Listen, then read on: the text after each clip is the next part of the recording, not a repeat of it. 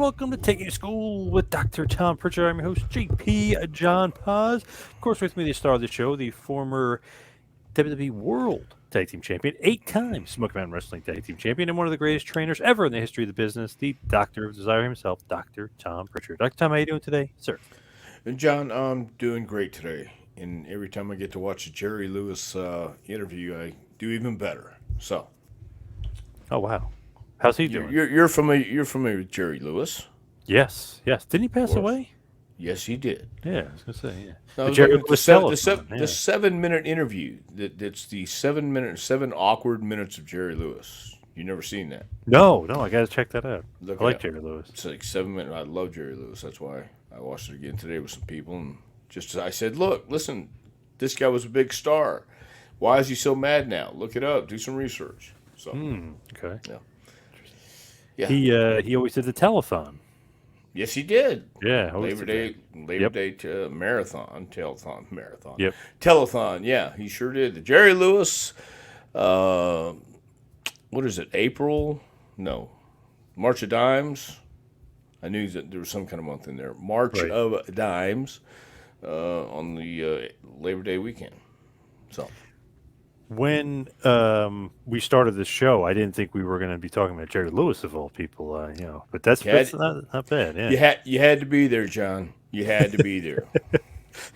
What a curveball there! I thought we were going to talk. Oh, you want more?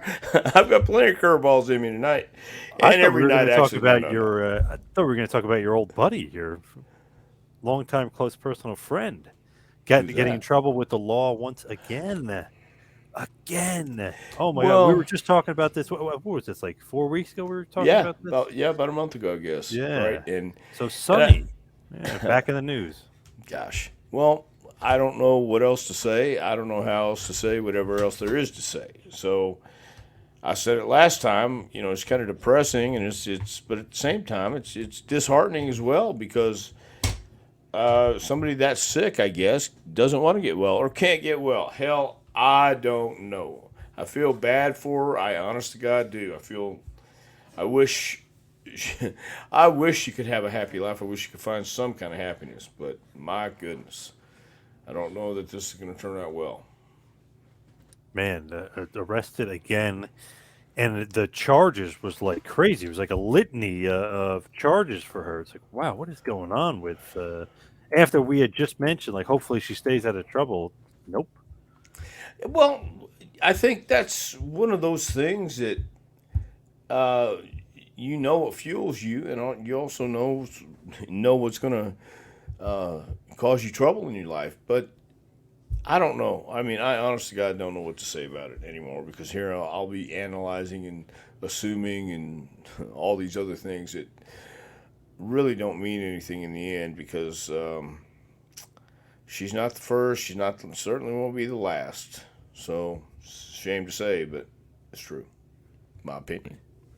So, per New Jersey state records, she was arrested on Thursday, last Thursday that is, in Yep. Keensburg, facing 11 charges. She's due in court March 10th, and the Hall of Famer was charged with operating under the influence of alcohol or drugs, driving after the license or registration has been suspended or revoked, careless driving, reckless driving, failure to wear the seatbelt, driving without a license, failure to possess a driver's license, Yeah. failure to possess a registration, failure to possess an insurance card, failure to install interlock, and then the motor vehicle license suspended, which was the So second time. she was supposed to install interlock means you blowing Yeah, a straw. Is that right? something like Well, that. Yep. yeah. So I mean, obviously, whoever did that report took the time to make sure every charge was listed, so there was no misunderstanding, no Yep. Yep. no no doubt in anybody's mind. So, man, yeah. I don't know. Yeah, honest to God, I'm at a loss for words. I'm not going to get all high and mighty on her. I just would wish she would stop driving Hmm. and stop just stop everything. That's the way I feel about it. They always say like you got to hit the rock bottom or the low point and Well, then come back up. don't you? What I is mean, it? Yeah, look, what is man. it? Yeah. Yeah, what is that? Because she's been in prison, not just county jail, right? Yep. It's been a woman's prison. So, what if that's not rock bottom? Hell, I don't know what is. I mean, to me, that would seem like a damn horrible, Right. horrible existence. So, inside a woman's prison, I don't know. I've never been in one, but man, oh man, I could sure know. I could tell you where I'd love to spend my days rather than there. So, I don't know what rock bottom is with her. I really don't. Really, really don't. Each one of us has our own rock bottom, I guess. So, Man, it's just crazy to think. Like we were just talking about that a few weeks ago, and we didn't expect to be talking about her so soon. And then again, and then in Keensburg, New Jersey again. So, which is yeah, not the but greatest place in the world. Yeah. not at all. But you know, it gets less shocking each time, doesn't it? I mean, for me, it does. It got less shocking. It was like, oh my gosh, this is almost being predicted now. Or I don't know, because I don't know what you do with someone like that who hates. I don't know. I don't know what to say, and I don't want to get into a rant here or something I start talking about that I know nothing about, and then all of a sudden, I'll feel bad tomorrow. But you know, then I'll get over it by Friday. Yes. Yes. And we were talking a little bit about Cody last week and where he might end up. And obviously he's out of AEW, but he still hasn't debuted for WWE. I was trying to think maybe he would debut already. Now wait a minute. I don't know if it's going to be post Mania, but I was hoping he'd be on Mania. Hold on here, because I thought about a theory today. So what if it is a huge angle between AEW and Cody? What if? What if it is? And all of a sudden, at the most opportune time for AEW, here comes guys under the mask, and it's Cody, and there we go for second run of the Midnight Rider. I don't know. It's just a thought. What do you think? Oh, well, that's not a bad idea. I could see them doing that. Sure. I could see them doing that. The Nightmare and the Midnight Rider all combined. Yes, sir. So that's just me. But yeah, I don't know. I wonder. That is kind of crazy. I do wonder where Cody's going to land. I wonder. So and I read the thing too that Brandy is not going with him. Correct? She's not. Correct. Yep. Correct. Okay. Well, there you go. I don't know. I see her doing modeling pics and stuff. So she's obviously doing something else. She's got other things going on in her world. Good for her. Yeah. That's great. So, yeah, Cody. I think Cody's certainly going to do best for Cody, and I would never want to believe that he would go so low as to trick these people who have supported him all this time. No, I mean, yeah, it's creating some interest with a lot of people too. So I can't wait to see what happens. Interesting thing would be, like, let's say he shows up for WWE. Who does he wrestle at WrestleMania? You know what I mean? Like, who is his opponent? Because it seems like, you know, all the good matches are taken, if you will. Well, are they? So I mean, who I don't. I thought about that for a little bit last week. I guess it was last week. It was one of these days when I was wondering who Cody would work with. Who would they put him in there with at WrestleMania? I don't know. Finn Balor? I don't know. Does that fit? I don't know. He's a U.S. champ now. I don't know if you want. Do you want him? Do you want him starting out with the U.S. title? I don't know. Maybe they do. I don't know. I don't know. I don't know either. But I mean, do you want to make an impact with him? You bring him in, and he becomes a new champion. I don't know. I don't. I'm not. I've watched a little bit of AEW in the last couple of weeks, but I don't know what they're missing. I really don't, except maybe believability or gravitas when they come out, or something where you look at them and say, "Hey, these guys are to be reckoned with." When you have some guys on, no doubt. I thought Daniel Bryan and Lee Moriarty is his name, right? Yep. Is it Moriarty? Okay, Moriarty. I thought they had a pretty damn good match. Yeah. A couple weeks ago. So, The only bad thing is Danielson can't be in every match, so that's the only Well, bad that thing, I is think. that Yeah, that's a bad thing. Yeah, you're right. So there are elements and there's moments in there, but uh, it's still growing in the growing phase. So I tell you, I'm almost befuddled every time I get a chance to watch bits and pieces of the show, either it's WWE or whether it's AEW. It's a totally different era, man. I wonder what they would have done if back in the '70s on roller derby they had podcast and the internet and stuff like that, and also territory wrestling because it's I don't think territory wrestling's ever going to come back, but there's pockets out there that right. Yeah, people are running. Yeah, Texas and I don't know about California anymore, but so whatever Cody winds up doing, he's calculated it. and he does have the Go Big show, which is a reality show. He did have the Right. Road to the Top, which is a reality show. So I don't know. Does he have other options in Hollywood, or is he looking maybe beyond wrestling? You never know with him.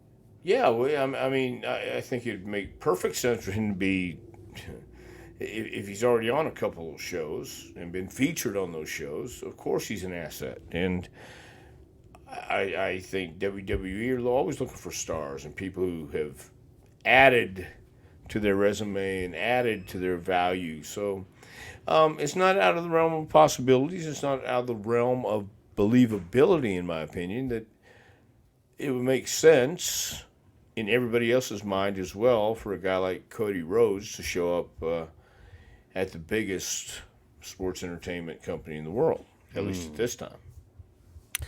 He's definitely looking at that $1.4 billion and thinking, "Ooh, I want some of that." Yeah, I want a piece of that. sure. And now he's coming in a featured spot if that's the case. I would think, but nobody knows for sure if he's Right. actually going or not. Nobody's seen a contract, have they? Or No, nobody's but really seen anything ironclad yet. right. But yeah, There's rumors though that he would be making upwards of $2 or $3 million a year. I don't know if that's true. I don't know where people are getting the number from, but if that's true, that's amazing. I mean, great for him. well, yeah, great for him is right. If you can make $2 million a year, uh, for I don't know 5 years, that's what $10 million. That's not a Hmm. bad deal. And So that would also mean that they're not going to make you opening card either. You know what I mean? You're getting paid that much. You're going to be well, you're clued in or featured. figured in. Yeah, Yeah. you should be if you're getting paid that much. So they're expecting to get their money back and then some. Yep. I would think. So Yeah. yeah, great. Yeah. Look at And Cody. yeah, good for Cody. Good for anybody making a move like that. If you can get that kind of deal, by all means. Why I wouldn't you? You'd be stupid if you didn't. I was actually watching for some crazy reason. WCW Uncensored 2000. Terry Funk comes out. Dustin Rhodes is in the ring. He comes out and he has a chicken in his hand, and he said, "This chicken is your little brother." So Wow. that was Cody's debut, technically, or Right. technically, he called him a chicken. He's a chicken. Yeah, That's right. He's exactly. a damn chicken. And he said, "You know who this is? This is your little brother." It was his brother until he Yeah. left and went and got his own. So, yeah, yeah. I just thought So that was great. I was like, wow, he's making fun of Cody. Cody's got to be, I don't know, one at that point? well, maybe Not one, could like be. 10 at that point. But yeah, Sure, he's young. close Yeah. close to it. Yeah. He probably Yeah. acted like he was one, but Yeah. yeah. So you heard about the story where Terry Funk has a match in Tampa with Dusty Rhodes, and he gets a tombstone. It has Dusty Rhodes, career 19 whatever to 19 Hmm. whatever, and he bought a ticket for it on the airplane, and took it with him, and walked through the Tampa airport with it, and you know, just to make sure everybody knew he bought a ticket, Yep. had that tombstone right next to him, people looking at him like he's out of his damn mind. So I love that. I do too, You got to, actually. you got to go 100% if you're going to do something like that. You got to go all in. And you also know about the Tampa promo where he poured motor oil all over his hair and all over his head, and put sand and rubbed it in. Have you heard that story? No, I don't know that one. Right. It's a famous Southern interview with Terry Funk, and he says, I wanna see what it feels like to be a Florida cracker. and he opens the can of motor oil and starts putting it over his head and puts sand on him. He's standing in the shower, but he said that the oil took forever to get out of his hair and just kind of stays with you. So, yeah. Um, anyway, I don't know why we told you both those stories, but we were talking about something that pertained to that at the time. To Cody and There you Funk go. and Dusty. Yeah, yeah. Thank you And very much. Dustin. Yep. Just what, yes, sir. So the Rhodes versus Funk family, in other words, is what you're saying. Was what Yes. you're telling me. Okay. With also with Funk, I know in the airport he used to say "Fatso," "Hey, Yes. Fatso," and then he'd hide, which is great. Yeah. So the things that were done to entertain oneself Yes. is purely objectionable or whatever. It's in the eye of the beholder, I guess. Now, Steve Austin, your buddy, we were talking about him possibly wrestling. Now I'm hearing that he's not wrestling; he's just appearing. Remember, we were kind of saying he's probably going to have a match against Kevin Owens. I don't know. Everyone keeps going. These insiders, of course, they keep going back and forth over whether he's wrestling or not. So I don't. DDP has said he's definitely not wrestling, which DDP I know is his buddy, but maybe DDP's throwing a smokescreen out there. Who knows? Who knows? Who knows these days? I don't. My own take on that is I don't think Austin would be wrestling. Not even take a chance on his neck. I understand that more so now than ever because what does Steve have to gain by getting in there with us even a slim chance of something going wrong? So not that it would. It's just even if there's a 99.99999 chance that it won't, there's always that. You mean there's a chance? So yeah. But he would get the same effect not wrestling and just coming out doing less than it would uh, to wrestle. So, Yep. yeah, doesn't make sense. Yeah, he can beat the guy up, get a pop or whatever. He doesn't need. Yeah, to he could still stun people. It's just that there's not a Yep. lot in a match. You would have to. Not that he's not in shape, but at the same time, it's a few years after the fact. So Plus, Mania's a month away.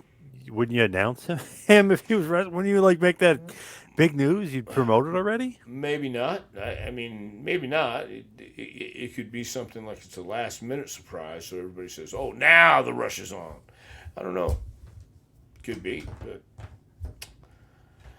but yes. Yeah. So of course, Austin. That news is out there. The Cody Rhodes thing we talked about. We talked about Sonny, but of course we talked a little bit about it last week. Was Undertaker going in the Hall of Fame? So I want to talk a little bit more in depth about the Undertaker, a man that you've known for quite a while. When did you first meet Mark Calloway, aka the Undertaker? Wow. Nashville. You got to remember. When did he go to WWE? It was 1990. 90. Yep. Okay, so I. Well, it was shortly after I guess he went to WWF because we were in Nashville and he was throwing a party at his house and Bruce came in and we went to the party and I think that might have been the first time. So I don't remember what year, but yeah, that was it. When you first met him, what did you think about the Undertaker? Well, once again, I'd already seen him, and I thought, of course, she has the size, he has the presence, she has everything you need, and we weren't sure. I don't think anybody was really sure what the Undertaker persona or character was supposed to be like at that time. So I think Mark was experimenting and trying different things, and as you've seen over the years, he's done that every so often. So I think he was having fun, and it showed. His first his first manager in WWF, obviously he was around before that, but his first manager in the WWF was this guy, Brother Love. I Yes. don't know if you've ever heard of him or seen him, but that was his first Yeah. manager. Remember that guy? Yeah, Brother Love and Jimmy Garvin had that tag team called the Love Brothers, right? I remember them. Well, yeah, and so that was a cool spot for Bruce. That was a cool spot Yeah, for everybody. yeah, He and his name was Kane the Undertaker, and yeah. Bruce Right. always liked that name. Yeah, named his son Kane, so he carried on with the Undertaker, and that's kind of cool too. He's always been. I think Taker was that. He's talked about it before. He was one of those guys who would go to the Coliseum in Houston and have a good time, maybe try and drink some beer, whatever it may be, and then challenge each other. So, well, I could take him, or I might just jump in the ring, and I'll talk. But and loved wrestling at a young age, and he watched a lot of the same wrestling that I grew up on, Austin grew up on, and that was the influence growing up. So it could have been a really hokey gimmick if it was anybody else. But I think it took a guy like Mark Calloway to live, breathe, and uh, do it every night. And eventually he did. I mean, he went from having no tattoos, to being covered in sleeves and stuff like that. And he developed into the Undertaker. He was that guy. So he's authentic. He's not a zombie. He's not a Walking Dead guy or anything. But neither is Rob Zombie. But that was that was the gimmick, and I think that was the Undertaker's one of the greatest gimmicks. Up at least until this time in professional wrestling, they used to say Gorgeous George was a great gimmick. Think how far wrestling's came since then. So, and the Undertaker is the epitome of, I think, what a wrestler should aspire to be. Not everybody can be his height, but you can damn sure have the same attitude if you really want to put it out. If you go back to Survivor Series 1990, it is funny to think that the big surprise was the egg. The gobbledygooker came out of the egg. Remember Vince and then leading up, they made such a big deal about this damn egg, but not so much attention to DiBiase's mystery partner.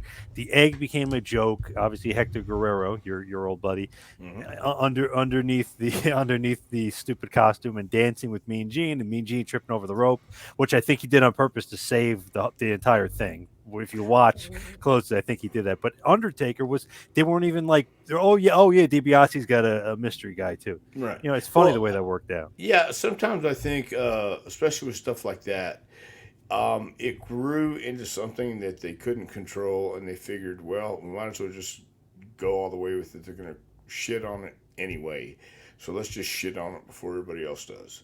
I think. I mean, yeah, it could be something, but yeah, you have the egg, and then all of a sudden realize I don't know if the egg is really, the payoff was going to be as much. I don't want to say disappointment, but it certainly wasn't a rousing round of "Hey, that was great" type stuff. So uh, it all worked out for the better anyway, with the Undertaker being completely ignored. But Yeah. he wasn't completely ignored. He was making his debut, so and it was good to have a surprise. And obviously, he's lived and fulfilled more promises and promises. Well, more obligations, I guess, to go out there and when he could have taken off and relaxed or took a vacation. He was always a workhorse. He was the guy the go to guy. So I think that's something everyone again should aspire to. Not everybody wants the responsibility, but um, I think it's a pretty cool thing to have.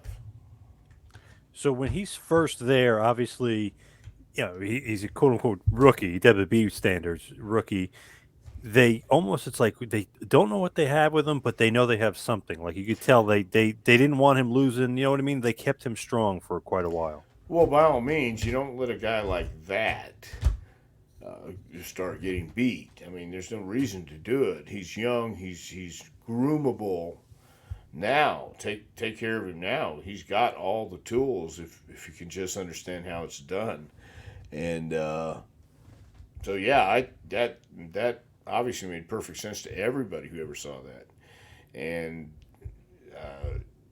I The Undertaker will go down in history not just for all the matches he's had, but it's the locker room leadership, it's the coachability, it's everything that he's left behind. Interesting when he first kind of gets the title. I mean, when he's obviously going alone, but he in Survivor Series '91, so 1 year into his WWF run, he's going to win the title. Pretty unprecedented if you think about it, because usually if you're in the WWF for a year, maybe you get a Hogan feud, or maybe you get some house shows against Hogan, but he gets to beat Hogan for the title a year in. Pretty remarkable, even though he only held it for 6 days, or whatever. But still remarkable that they had that thought. We're like, wow, Taker.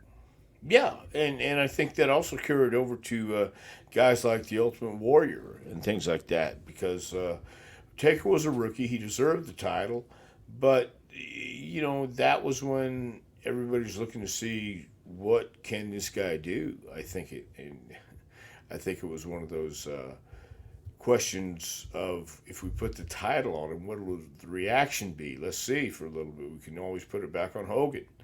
So um, I think that would be a plausible reason to try it, and I think that'd be a great idea to see what the Undertaker thinks about. Sometimes I believe this too. If you just want to boost somebody's confidence or get a read on how they react to something, uh, put a title on them and see what happens. See if there's any difference, or uh, see what the reaction is all the way around. So, yeah, and that didn't bother me that he won, his first year in WWE and was put over strong. So he did. He worked with all the major players, including Jake Roberts, and doing the stuff that was kind of wicked and cool again. With dark characters like Paul Bearer and The Undertaker and Jake Roberts and Randy Savage and all the guys that really were characters and pretty animated characters and wore their gear and wore their gimmick everywhere they went. So the Undertaker, even without his makeup and uh, the white powder in his face, he had the long hair. He had the sunglasses on all the time. He wore the cowboy boots, black jeans, black jacket, and he wasn't playing a part. So he was that bad dude who walked in the ring and took care of business, no matter what it was. He does tell a funny story about how Hogan basically worked him over pretty good, and he thinks worked over Vince and the guys in the back, about how he hurt his neck. But if you watch the spot when he does the tombstone, he doesn't hurt his neck. But there's another spot where Hogan was saying it wasn't the tombstone itself, it was the way he was grabbing him, and then the jolt down. He was saying was where he quote unquote hurt his neck. But when Undertaker told the story, I was really paying attention.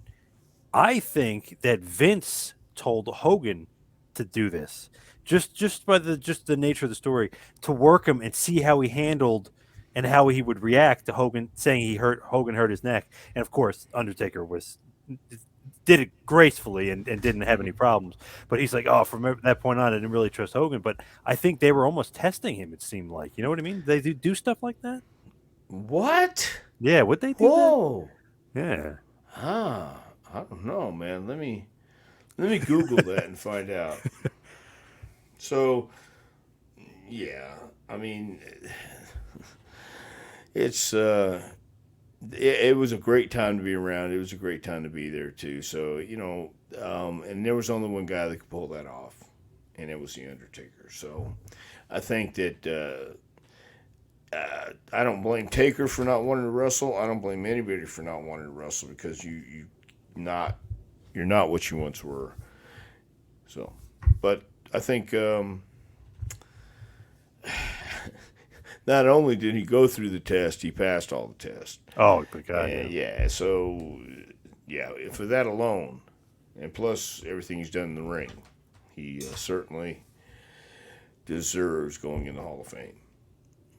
It's interesting to think like, okay, not many people beat Hogan at the point. I know Flair comes in, he cheats and stuff, but Warrior beat him, and by pinfall, and really Undertaker up until that point was the only few guys that beat him via pinfall. So you could tell, all right, Vince likes this guy. He sees something in this guy. He's eventually going to turn him babyface, and he's going to be Snook at the Mania before. But when he turns face, he's going to be Jake the Snake. So it's like you can tell, like, okay, this guy's getting a push, whether you realize it or not. Like, okay, this guy is climbing the ladder.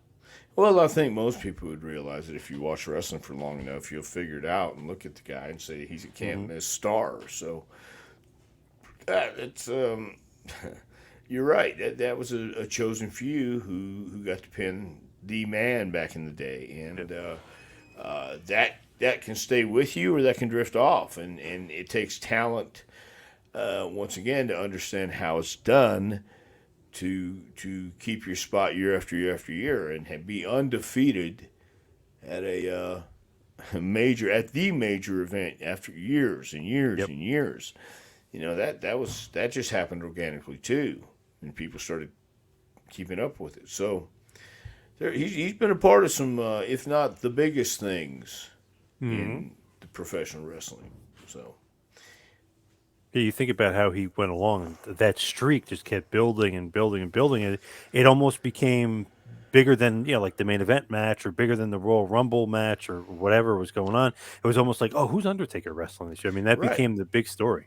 and I think the two Shawn matches speak for themselves. The Excellent. first one I think was as close to perfect as you get. There's no such thing as a perfect match, but that was, I think, as close to feeling emotional and getting people hanging with every bump and hanging on every dive outside the ring.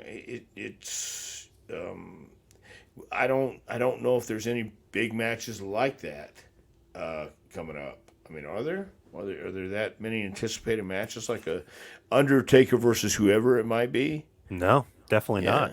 So so it's going to be a change of pace, and I know it's already begun way before this, but I I think there's still a lesson to be learned, and I don't think the Undertaker's necessarily going away from WWE, but he's certainly curtailing his schedule. Hmm. So yeah, kind of and very well much deserved, like Stone Cold, who gets to call his shots, and why not? It always seemed like with Undertaker, like as far as him being there forever, 30-year career and everything, it always seemed Right. like he wasn't like necessarily the 1A, but he was always the 1B. You know what I mean? Like he was always the main event guy, but he wasn't necessarily like it's the Hogan era. He's carrying the ball. Then it's, let's say, Bret Hart maybe for a while carrying the ball. And Right. then they went to Shawn Michaels, but really Austin carrying the ball, and he's there for the Hogan era and the Austin era, the two big booms. But he feuded with both guys on top of the card. He's getting the big pops. He's in important matches. He's not necessarily the guy carrying him, but not he didn't really need to be in that spot. No, he was the Undertaker. Yeah. Yeah, he was a different spectrum, and or different color on the spectrum, I guess. He didn't need to be the guy carrying the ball. He needed to be the guy who's going to beat the guy carrying the ball, or have the great match with the guy carrying the ball. I think too. And then when it's time for him to carry the ball again, it's seamless, and it's pretty authentic as well because he's been a constant, Mhm. and yeah, for over 30 years, and he's got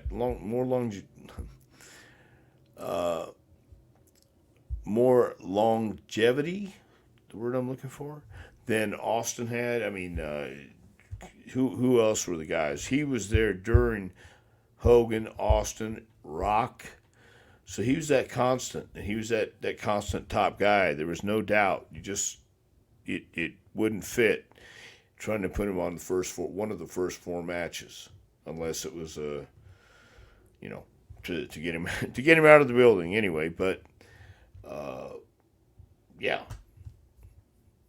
Crazy to he think. stayed a top guy. Is what I'm saying. Yeah, crazy to think. It's like, okay, you got the Hogan era, Hogan's gone. Austin era, Austin's gone. Rock, a little bit Rock era, he's gone.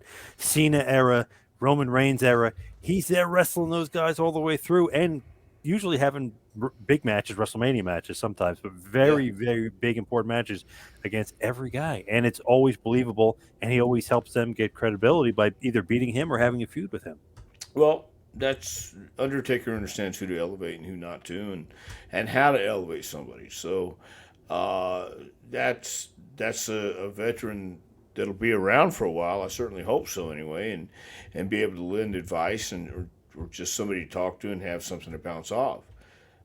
because he's been there, done that, and he understands how it works. It's funny to think like, okay, he's been there for so long, but he definitely, not a politician, but I mean, he could be maybe political or know how to swim with the sharks, if you will. He Well, can you navigate don't. those waters. Yeah, you don't get to the top by not knowing how to navigate those Mm. waters. I mean, really, because you're in those waters, and I think everybody sees it the same way. Um, Everybody's looking at that spot, and everybody's looking to see who's involved in what part, what part, and how do they fit into it. So, yeah, by all means, it is a land of sharks and things like that. But at the same time, it's business, I believe. And I do believe any top guy would know that working with The Undertaker can only benefit everybody. With few exceptions, obviously. People have their own agenda or people have ideas in mind to always help themselves first. But whether it's political or just plain vicious and entertainment, which it is, Undertaker could handle himself, and he has. And again, you understand how it's done. Can you insulate yourself from it? I don't know. I've never been there, so I don't know. I know what it is. I certainly know what it is. But when it's directed at you and somebody trying to say, I can do the Undertaker better. You notice they didn't have any Undertaker impersonators. They had Doink impersonators, but no No, Undertaker impersonators. remember the Underfaker? The Undertaker was primetime Brian Lee. Remember? Great point. Great Yeah, point. You're yeah, right. I, yeah, I do take that back. That's true. yes.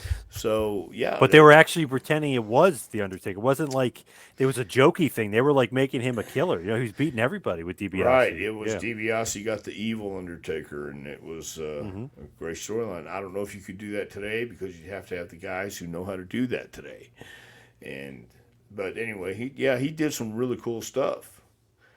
So no wonder there's no uh, mistake why he was and still is a lot of people's favorite wrestler.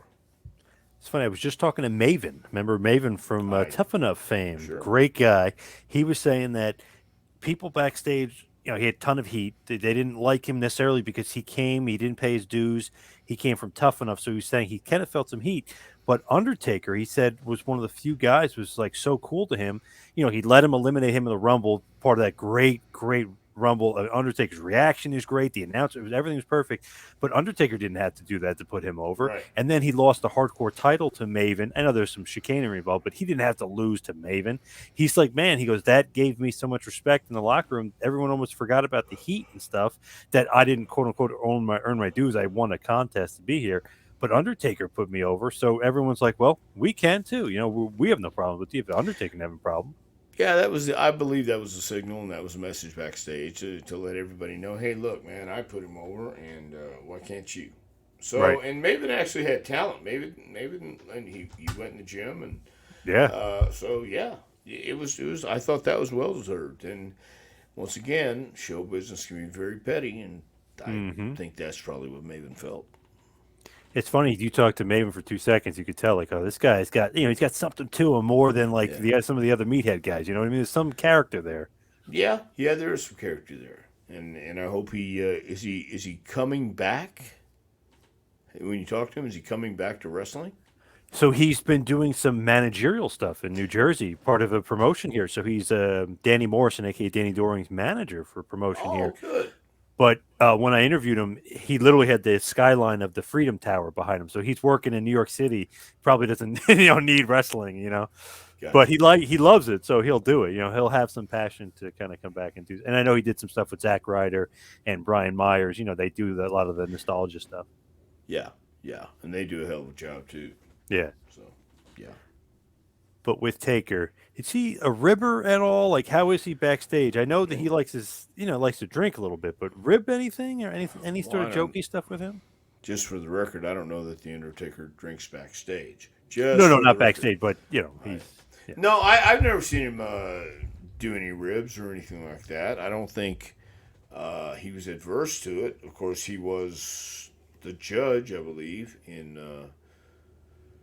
Wrestler's Court. I've only been to two Wrestler's Court, but Oh, what yeah, happened? no, What is- not. I wasn't brought up on charges. I was in the oh, gallery. I was no, oh. no, no, thank you. And he was Uh, always the judge, right? yeah, and you had your bailiffs and Bradshaw and Ron. So yeah, it was. That's missing too, I guess. But I guess you can't bring people up on slanderous charges these days, or can you? Hmm. Who would be the judge nowadays? Yeah, right. That's my question. I mean, Yeah. everything's changing, so who's going to take that responsibility and protect it and put it away in a box under lock and key? Just curious. Who's going to protect this oath? That goes to show you the locker room leader right there. He's the judge. You know, people listen to him. Yeah, well, that was the intent, I believe, and he earned it too. So I don't know who would be the next Undertaker or judge. That's something I need to investigate, I believe. Not that I How did really that care. happen?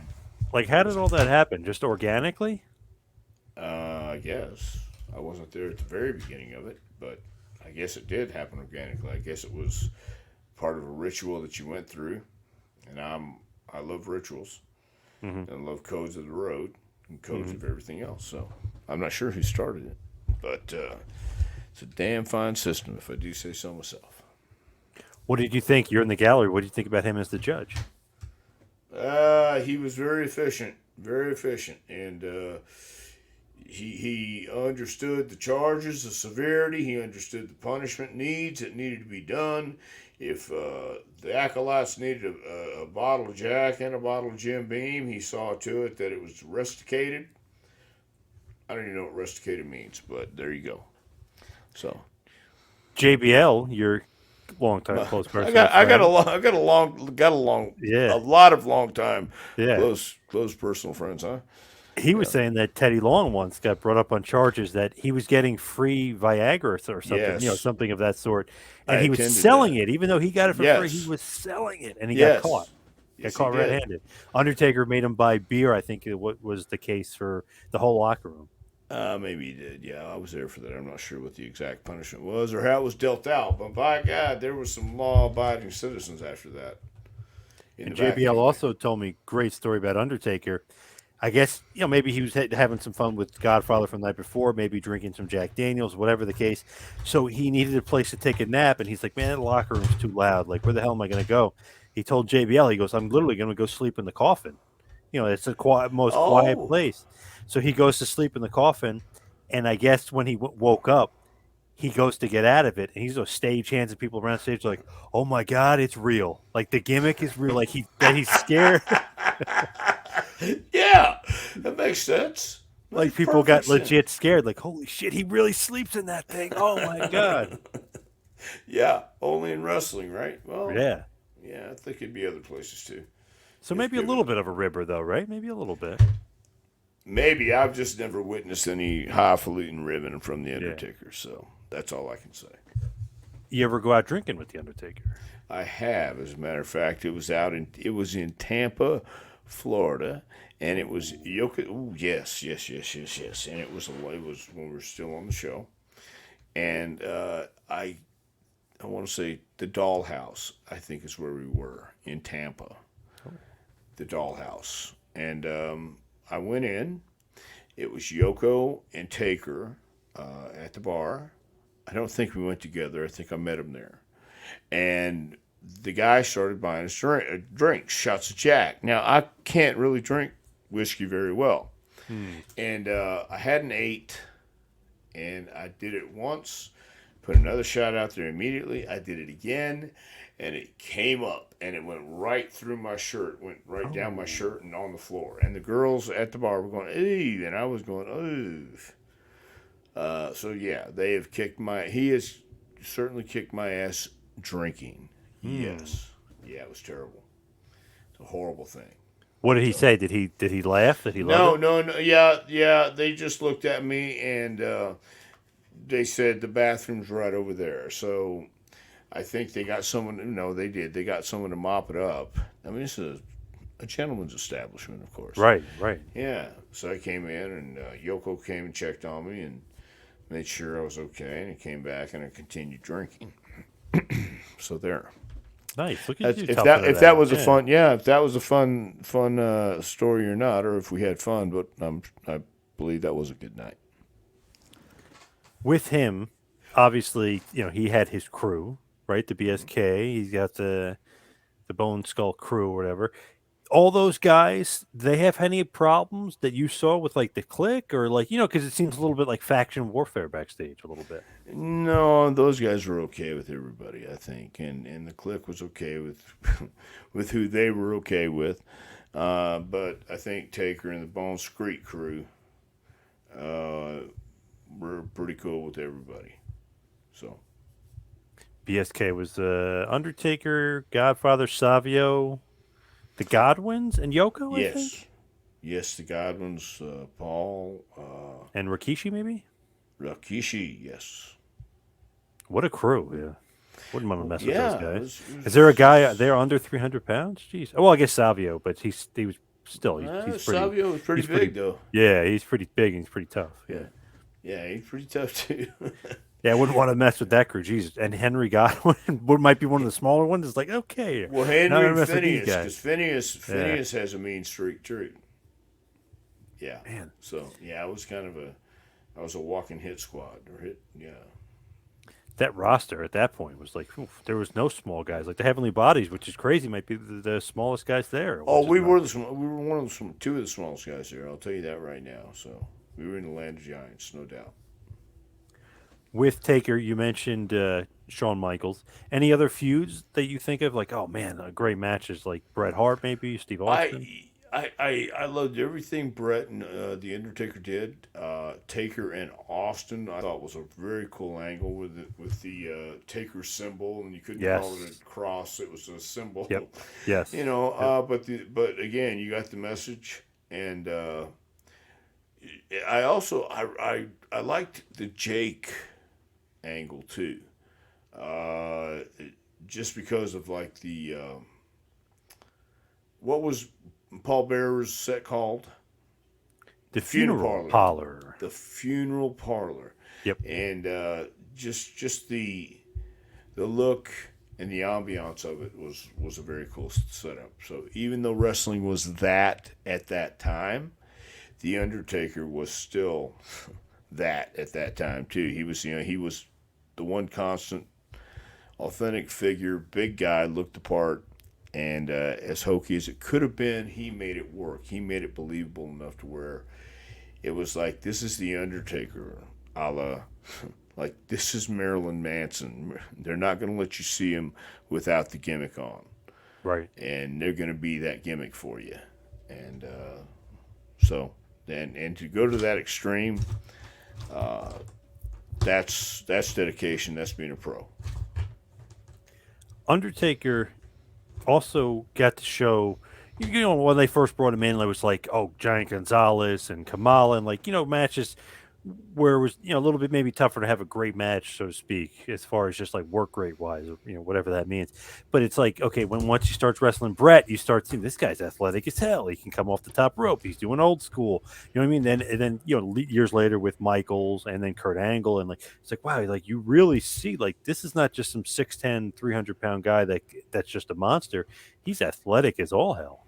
Yeah, very athletic, and he also knew what to do as a big man and how to sell or register as a guy like who would call himself the Undertaker, and it's like calling yourself the Executioner, and not being like 5'7" and a buck 30. That's not Yeah. intimidating. Yeah. But the Undertaker was a guy that even without the makeup, even without the Undertaker hat and the jacket that he wore, uh, just in street clothes, just coming to the building, going through the airport, he had energy coming off of him. He was that guy. So, and again, not just anybody could have pulled that off. And I love the Mankind feud. A few different incarnations of feud over years. Those guys, they always had great chemistry. Even when Foley's getting thrown off the cell, They just I don't know. They always had great chemistry. Undertaker seemed to mesh well, especially certain guys, but I mean, really, Mankind and then Kane, of course, your good buddy Glenn Kane Jacobs, which is crazy to think like, okay, a gimmick that was around for 30 years spawned another gimmick that was around for 25 years, like Right. crazy. And it's like not just a gimmick, like a really great gimmick that had legs to it, that had a story.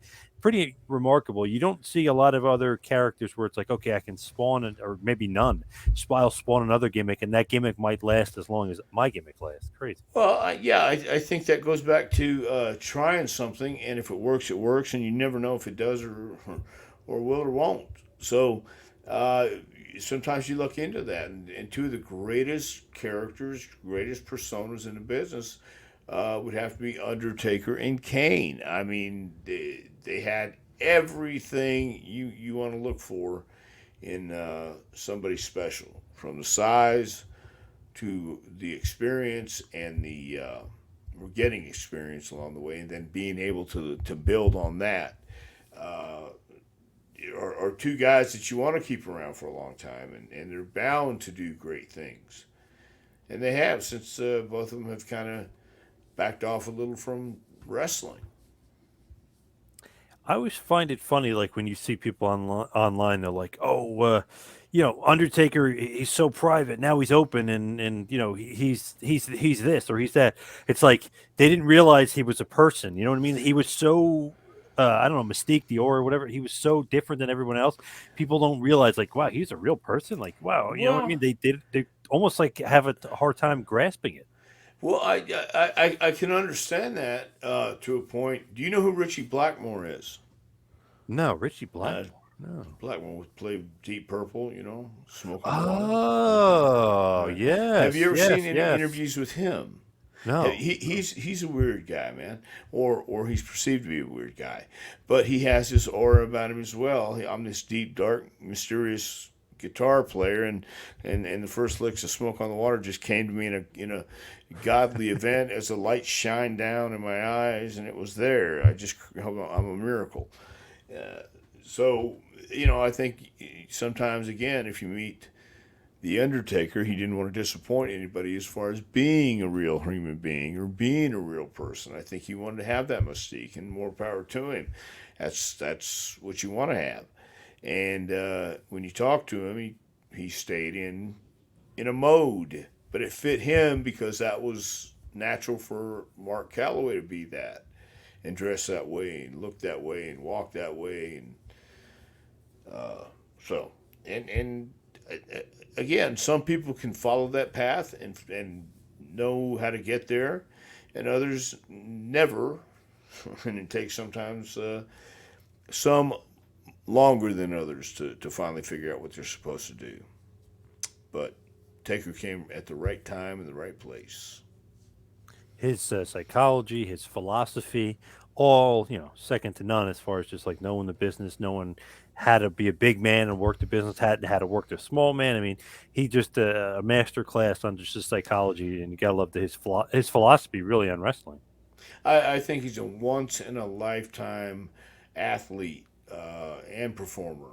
So it makes perfect sense for him to be able to finally get the accolade he deserves and still be a part of something he loves. And he'll be around if anybody needs any ideas or questions. I think for a long time. Yeah, he said about that guy Omos that he has his number, and that if that huge guy that's 7 foot Yes. three on Raw and stuff, it's like if he needs anything, I think this guy has something. I'm going to try to work with him. So he said that he's texted with that guy, I guess, to give him some info. Imagine if you're that guy, you kind of new to the business. Really, it's like, wow, the Undertaker. He's texting me and giving me pointers. I mean, that's amazing for that guy. Well, of course it is, but I think it's because the Undertaker's taking a look at the product now, and Vince always wants to hear somebody else's opinion, whether he listens to it or not, or follows through with it or not. Right. Uh, I and I'm just surmising here that Vince would love to hear from guys like the Undertaker and Hmm. know that they're watching the product and send some comments in whenever they can to see what they can do to improve. Why, it wouldn't hurt. And I know he visited JPWA, right, last year? Or was that 2 years ago now? Oh, I think it was last year. I think it was last year. Yeah, he came over to JPWA and got in the room with the kids and talked to them and took pictures and did all kind of cool stuff. So, just by him being there alone and taking a look at these guys uh, was pretty cool for everybody. So, yeah, it was nice. Yeah, that's pretty, I don't know, pretty remarkable. That you yourself could be like, okay, you got Kane, but oh, by the way, Undertaker's here as well. Like Why crazy. not? They're brothers, aren't Yeah. they? Yeah, the Aren't they brothers, related hell yeah. somehow? Hell yeah. Yeah. Yep. Oh, sure. Those 7 foot monsters, yeah. Well, yeah, that's that's what they are, and you know they do what they do. It's kind of like saying you want a fish to climb a tree. That's not what they do. Fish swim, and they swim well. Hmm. And the Undertaker and Kane, they impose and intimidate, and they do that well.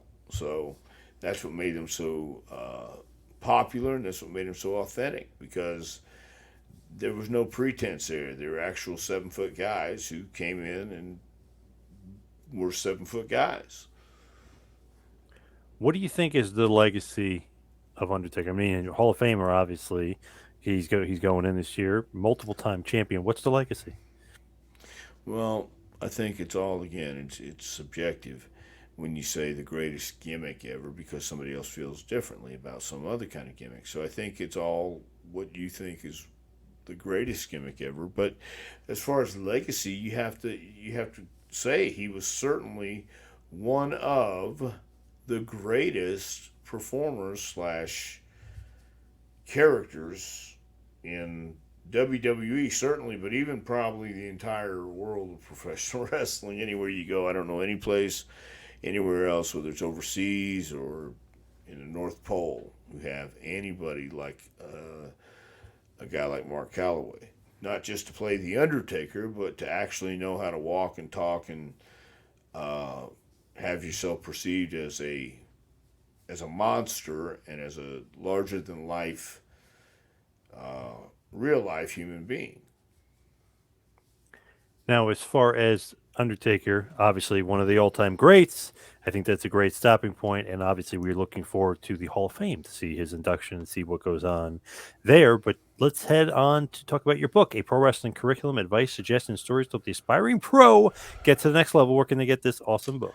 Well, everybody can get that awesome book at JP Wrestling Academy at gmail.com or sorry, JP Wrestling Academy at uh, gmail.com. Yes, that's correct. Had two addresses in my head. But on the front page, it'll tell you everything you need to know about ordering the book and also tell you all our new dates coming up Oh, at JPWA. nice. Good stuff. I want to also say you can follow Dr. Tom on Twitter at Dr. Tom Prichard. You can follow me on Twitter and Instagram at Two Man Power Trip. Check out the website tmptempire.com. You can also go to Pro Wrestling Tees, prowrestlingtees.com, and visit the Dr. Tom store or the JPWA store. And of course, Dr. Tom, what else do you got going on? It's going to be a busy week, but it's going to be taking care of a lot of stuff that I should have took care of a while back. So I'm just catching up right now. Nice. Okay. Any place you're going to be anytime soon? I'm going to be a lot of places anytime soon, but once again, I think it's a CIA top secret Oh, list okay. that I I love can't. it. Yeah, I Love it. can't. I Nice. can't give out any more information like that. Nice. It's like Just the Undertaker showing up at JPWA. Top I secret don't even stuff want there. to. Now, Yeah. my mouth. I'm Yeah. stopping. Not even going Yep. to. All Not right. even going to suggest it or tease it. All right, everybody, keep your eye out on the JPWA. That is for sure. And keep your eye out on Dr. Tom. But thank you, everybody, for tuning in. We'll see you right back here next week for a little Take It to School with Dr. Tom Pritchard. We'll see you next week, folks.